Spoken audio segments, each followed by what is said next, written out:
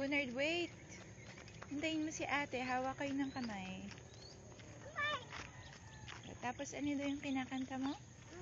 Ang kakantahin mo sa school?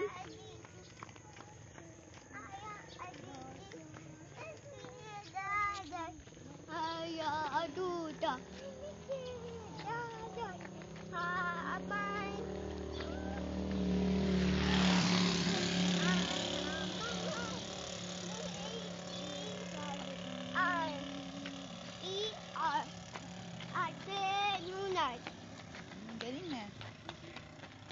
10, wait. Ate Nunay. Gite, ate. Uti yun, gite, ate.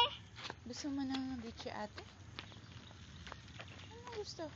Gite, ate. Ano yung kinakanta mo? Aya, ang itis.